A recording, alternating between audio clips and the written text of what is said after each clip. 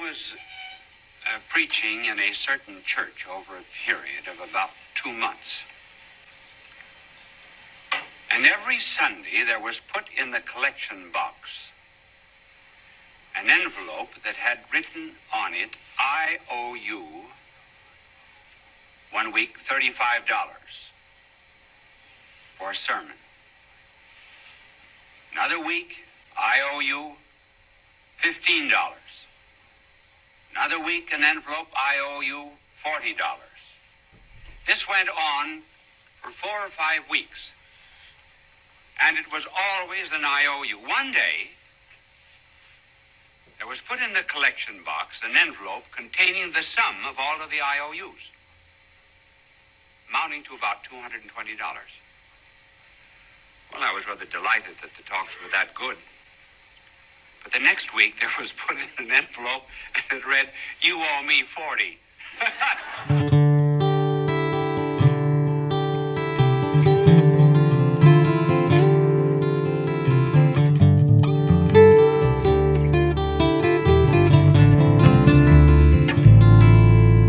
Travel along, Catholic pilgrims, for 1 year as we learn from Venerable Fulton Sheen, one of the greatest Catholic teachers in modern times.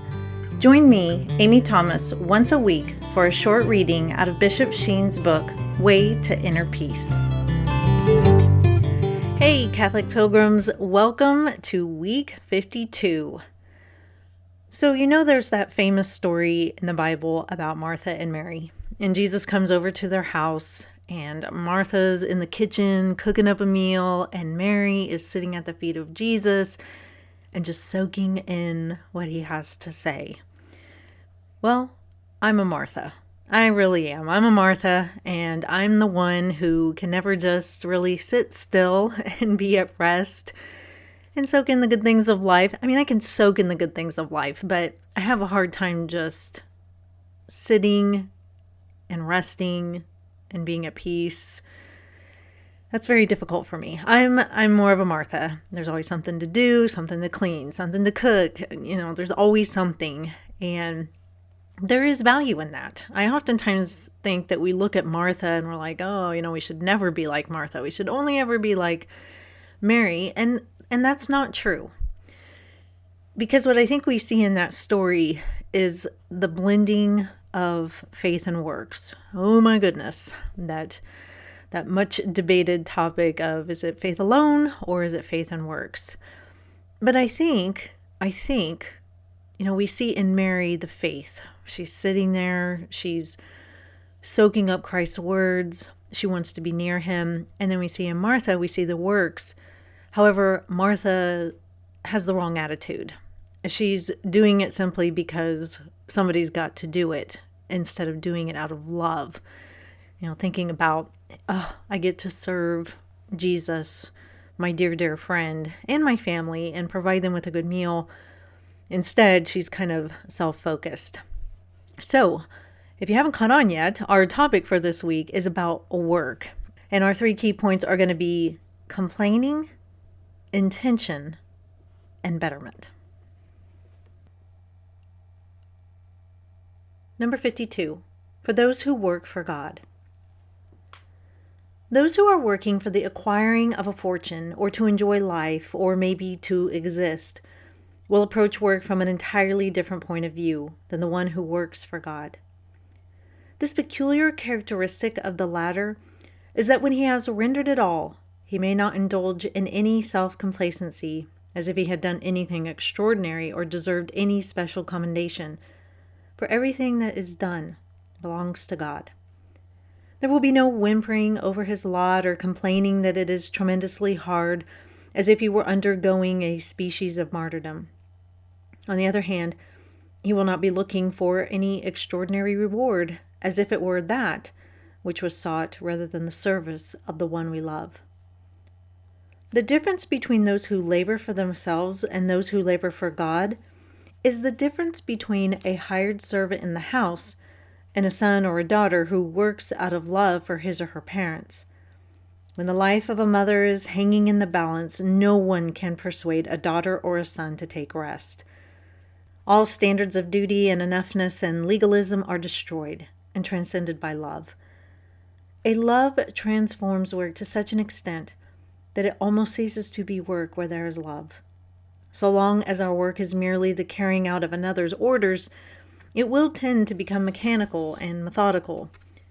But the moment we become identified in spirit with our work, the moment the work becomes the expression of the great idea and the instrument of sympathy and affection, above all, when it takes on the character of a passion or an enthusiasm, it overlaps all mechanical bounds. Sick patients always feel very differently toward the physician when he visits and charges for it than when he visits saying, "I just dropped in to see how you were." Our blessed Lord had no word of thanks for the grumbling slave who grudges the service at table after the day's plowing. Those who love the Master never even think of sacrifice. Nothing can be called a sacrifice which is simply paid back as a small part of a debt which is owed to God and which can never be repaid. The very moment we grow complacent about our work spoils in our hands. We begin to think of ourselves instead of our work, of the wonders that we have achieved instead of the toils that lie before us, and how best we can discharge them. As soon as complaint about our lot and our task begins, as soon as we protest that our burdens are too heavy, we immediately unfit ourselves for them, make them more formidable than before, and ourselves less competent to do them. Honesty of intention, purity and sincerity of motives, the cheerfulness with which we address ourselves to our work, all count more before God than the amount of work that we do. He said that we should be content even to wait at the Master's table after we had plowed the soil and fed the cattle. Though the time of our eating and drinking may come later, we shall work then for his glory, thus eating our bread with gladness and singleness of heart, not for enjoyment alone, but that we may gain new strength for serving him. Creation alone, not to speak of redemption, places us under a debt to God which our most accurate creditors can never discharge. If our best services cannot discount his past favors, much less can we plead them for the future. Whatever encouragement he gives as an annex to our obedience will be acknowledged as a pure bounty of grace and love. There is a beautiful story told about the great Spartan Barsatas. When he complained that Sparta was a small state, his mother said to him, "Son, Sparta has fallen to your lot, and it is your duty to adorn it." We are all workers of this world, and regardless of the lot in which we are cast, the duty is ever the same, to adorn it. So I started reading the great American writer Flannery O'Connor. I've heard of her in Catholic circles, and especially I've heard Bishop Barron talk about her and what a great writer she is. But I've also heard that she's a little dark, a little mysterious, not for somebody who's looking for a cheerful story. But I always gravitate towards the dark and mysterious. I don't know, it's just something about my personality.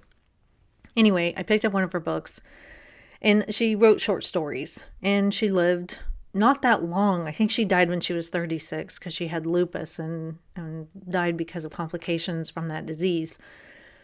But she is regarded as one of the great Catholic writers of the modern age. And so I just had to read her, and I am reading her right now. I'm reading a thick book of her short stories. Well, the first story is called Geranium. The Geranium. And I still don't know quite what to make of it. I'm not saying it's bad in any way, but so interesting. She had an eye for minute details, and she builds a story around that. And it's not necessarily the plot that she's interested in. What she's interested in is showing you character. And so the first story, after I read it, I had to sit with it for a little bit because I wasn't quite sure what I was supposed to get out of this. How do I relate this back to work? Well, in the story, there's this older man, and he has lived his life in the South. word of warning. If you read her, she writes from a Southern point of view at a time when people use language that we would not approve of today. She's not glorifying it. She's just writing in the dialect of the age. Word of warning. Anyway, so the Southern man, he's kind of poor, kind of uneducated, hasn't done a lot with his life. He has kids, but he's getting to that age where he sort of needs to be taken care of, but he's very resentful of the fact that he needs to be taken care of. He wants to continue living in the South and fishing and hunting and doing whatever he likes. Well, his daughter uproots him from the South and takes him to New York City. And he explains that, I always wanted to see New York City, but now that I'm here and I'm living here, I want to go home. To add on to this problem, his daughter is taking care of her father simply out of obligation. To her, it is drudgery and she doesn't want to be doing it. She doesn't say that, but he reads it in her body language and just how she treats him. And so that makes him feel like a complete burden on her and her family, and he just wants to go home. And so the reason why I bring this up is on the front page, Bishop Sheen talks about how the difference between those who labor for themselves and those who labor for God is the difference between a hired servant in the house and a son or a daughter who works out of love for his or her parents. When the life of a mother is hanging in the balance, no one can persuade a daughter or a son to take rest. And that made me think of the story of the geranium, because in that story, the daughter is not working out of love whatsoever. She's working more like a hired servant. I just got to take care of this guy. He needs my help. Here he is. I'll roll him to the window every day and set him there, and he can look out his window and see this geranium across the way. That's how the story gets its name. But the father can tell that this is just purely being done because she thinks it's what she's supposed to do as a daughter, and it shows. And so whenever our work is done in that way, when we're doing it because, I got to do this. This is what we have to do. We have to adult today. And so I'm going to do the things that are required of me, but I'm not going to put any love into any of it. When that happens, people can tell. It's in your body language. It's written on your face. You can hear it in the sighs, and you can hear it in the way you deliver your words. There's no passion. There's no going a bit above and beyond. None of that. It's just simply, I'm doing this. I check it off. And then I'm done. And that's something that we really have to think about. Because as we go about our lives, in our homes, with our families, if we get to the point where we are just looking at taking care of our families as just pure drudgery and work, and why do I have to do this all the time? Well, I have to do it because that's what you're supposed to do. When we have that attitude about it, our family can read that on our faces and in our actions and in our words, and they're not going to feel loved. So it's really something to key in on. So thinking about that, and now I want to talk about being in the military. So as you know, I'm a military spouse and we move all the time. Lately, it's been every 1 or 2 years. And so every 1 or 2 years, I am packing up. Well, the military packs me up. But when all my stuff is out of the house, I'm left with an empty house that I have to clean. And I hate it. I absolutely hate it. I hate cleaning a house that I have to leave. And I just want to get in the car and be on my way. But no, I got to get out the gloves, and I got to get out the cleaner, and I got to get out the brooms and the dustpan. And I just despise it. And every time we were getting ready to move, I always say, I'm going to pay the money. I'm going to pay the money this time and get somebody to do this for me because I hate it so much. But then I never do. So after going years and years and years of cleaning houses that I don't want to clean and just dreading it, I finally decided to change my attitude. And I think I've talked about this before, but it's important to bring up because it goes so well with what Bishop Sheen is saying. So before I get started on cleaning the house, I ask for prayer intentions from my followers on my social media pages. And of course, I get a ton. And so in each room that I go into, I say a prayer before I start. And I just offer all those prayer intentions up to God. And, I say to God, I don't want to clean this room, but I want to clean it well as an offering, as a sacrifice for the people that I'm praying for. And I'm telling you, the second that I do that, the drudgery and the misery of it all just evaporates. It goes away. And I do it with gladness in my heart and with a real purpose and intention. And I do a better job than if I hadn't, asked for the prayer intentions and then offered them up. It puts life into my work. It's something that I have to do, but now I have like a real purpose behind it. Obviously, there's the purpose of you got to clean the house and blah, blah, blah, and get your deposit back and all that stuff. Yeah. But the prayer intentions make it really meaningful to me. And so that's something that we can think about. I mean, really, anytime you're getting ready to do something, maybe you don't want to go to work on a particular day, you just rather stay home. Or maybe you just don't want to cook dinner. Or maybe you just don't want to do, whatever work it is that you have to do.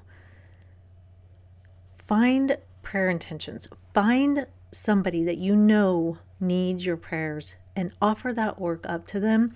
And I promise you, it changes everything. And that's what Bishop Sheen says here at the top of page 184. He says, but the moment we become identified in spirit with our work, the moment the work becomes the expression of the great idea and the instrument of sympathy and affection, above all, when it takes on the character of a passion or an enthusiasm, it overlaps all mechanical bounds. No longer does the work become mechanical and just methodical and I just got to do this. No, now it is filled with passion and a purpose and an intention, and you want to do a really good job because you're not doing it for yourself anymore. You're not looking inward anymore and complaining and whining about having to do this work. Now you're looking outward and you're looking at all the people who need your love, who need your prayers. And that feels good to be able to assist them in that way. And so that makes us feel better. It makes them feel better to know that they're being prayed for. And it's just win-win. And you do a better job in whatever work it is that you're supposed to be doing. So really something to pay attention to and to try. I promise you, even if you're sweeping the floor and you hate it, offer it up for somebody. So I told you at the beginning that I'm more like Martha. I have a hard time sitting still. I like to keep busy. I do know how to rest. I promise I do. But if it's up to me, I'm going to be moving around the house doing something. There's a project I can be working on. There's something I can be doing. So when we were living in Turkey, we were the only American family there.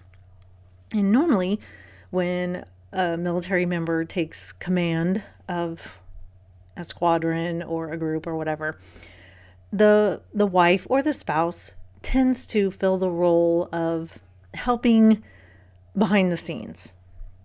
She takes care of the spouses. But I didn't have any spouses to take care of because all of the military members that were there did not have their families there or their spouses there with them because families were not sponsored by the military. I just chose with my kids to go and live in Turkey for a year just as American citizens who wanted to go live in Turkey for a year, and I had to apply for residency, which is not easy. That's a story for another day, but it's not easy.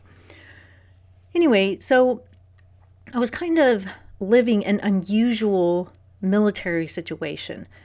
My husband was fully in charge of the military members, but I didn't have the spouses and the families to watch over and to care for and to make sure that their needs were met. And so I was just kind of left, kind of standing there twiddling my thumbs like, what do I do?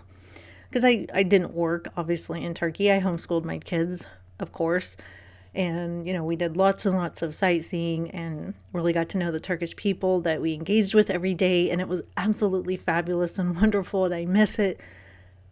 But I didn't have, like, work. I had always thought, when Dustin becomes in charge of a squadron or something like that, I really look forward to that day because I want to be there for the spouses and have that kind of work. I always kind of daydreamed about it. I know that may sound weird, but I did because I'd seen other women do it and do such a good job, and they had supported me and cared for me. And I wanted to pass that along. I wanted to be that for somebody else. But again, I didn't have anybody to do that with. And so I was just sitting around one day and I was like, how can I be a part of the squadron? How can I give? How can I work to make it better in some way? And so I decided to ask my husband if he could give me everybody's birthday in his squadron. And he gave me the list and I saw everybody's birthday. And so I decided that I would ask them a week before their birthday, what special dessert can I make you? Because, you don't have your family here and, maybe you're married and your spouse normally bakes something for you, but they're not here. So I want to fill that role, and I want to recognize you, and I want to do something nice for you, and I want to show you that I care. And so I got this big long list, and I looked at it with big wide eyes like, oh man, I'm going to be baking a lot. And I don't love to bake. I don't mind it, but it's not like something I rush around trying to do all the time. My middle daughter absolutely loves baking, and she does it all the time. But it's not something that, it's high on my list of priorities. But it's something that I knew I could do. And so I just started asking them before their birthday. Hey, I see your birthday's coming up. If you could have any dessert, tell me what it is, and I'll make it for you. And a lot of them would stand there and kind of look at me like, oh man, nobody's ever asked me this before. And they'd kind of take a moment and then go, well, I really love key lime pie. I'm like, well, I've never made key lime pie, but I guess I'm going to give it a go. And so as long as I could get the ingredients there in Turkey, I tried to make them whatever they asked for. And I made a lot of different things, I can tell you that. Things I had never made before. And either I would deliver the dessert to them or my husband would. And it seemed that it really brightened their day. And it helped make the squadron feel like a family. And, obviously there was lots of other things that other people were doing that helped it feel like a family as well. But it was my contribution that I could give in my way of trying to be involved and work within the squadron in the best way that I knew how. And so, for a whole year, I baked a lot of desserts and, worked hard by shopping for those desserts and looking up the recipes and making it, and delivering it, and all those things. And because I was doing it because I wanted to show them that I cared and that I wasn't just, Dustin's wife who pops in now and then at the squadron, because I wanted to show them that I cared and I was doing it for a love of the squadron. It never felt like work. Not 1 minute did it feel like work. In fact, it was truly a joy for me to be able to do it. And I would do it again in a heartbeat if ever given that opportunity. And I was sad when I left because I was like, oh man, there's not going to be, another spouse here to carry this on. And they're, kind of getting used to it. But thankfully, the chaplain, he decided to bring his family over, and his wife told me that, she would carry on that tradition for as long as she could. And so in that way, it felt like I was passing it on into good hands. But it really shows how when we put love into our work, it really ceases to feel like work anymore. Even Bishop Sheen says, a love transforms work to such an extent that it almost ceases to be work where there is love. And I really do agree with that 1,000%. I think it's so true, and I think that's what's missing today in a lot of the work that is done in the world. So much of it is done for the reasons that he points out at the beginning. He says those who are working for the acquiring of a fortune or to enjoy life or maybe to just exist will approach work from an entirely different point of view than the one who works for God. And the one who works for God is going to do it because they want to show love. And they want to use our ability to work in order to show people that they love them and that they care about them and that they want to better their lives. And so when we complain about work, when we whine about it, it's pointless, it's fruitless, because we all have to work in order to exist, like he says. We all have to work in order to get money. Well, some of us, but that's a story for another day. I seem to have a lot of those today in this podcast. But when we complain about it, and when we don't want to do it, and when it's just drudgery to us, and when we just see it as adulting and something that we have to do, the way we approach it is going to make us miserable. And we're not going to do a good job. And we're not going to really better things around us, better our environment, better ourselves, or even better other people. We're just not going to do that because we're not going to put in the effort. But when we do things out of love for God and love for others, and when we do our work with a spirit of purpose and intention, and being grateful that we have the ability to do work, we shouldn't just want to sit around like lumps all the time and do nothing but be entertained. We were made to work. And in the garden in Eden before the fall, work was completely enjoyable to Adam and Eve. It was after the fall that they, started to just think of themselves and, I don't want to do this anymore. But before the fall, it was enjoyable because our bodies are made to move and to do stuff and to help and to be of service and all of those things. And it really is true when we say, you can tell me that you love me, but it's through your actions, it's through your works that you show me that you love me. Because you can tell me all day long, but I might not feel it. But when I see you do something for me, when I see you go above and beyond for me, when I see you do something for me with a smile on your face, well, then I know that you love me. And that makes me feel good. And I know that work is like a dirty word in our culture right now, but really, do it with a joyful heart. Stop complaining all the time. Yeah, I know. Everybody gets to the point where they're like, I just need a break. I get it. I do. But once you start complaining, as my husband would say, fix your face, change your attitude, and it'll make all the difference in the world. And then put some intention behind it. And if you do that, if you really do that, you will make things better for everyone around you, including yourself. But most importantly, you will show God that you love him and that you care and that you're willing to do the hard work for him. So that is all for this week, Catholic Pilgrims. I will see you back here for week 53. And until then, live the faith boldly and travel well.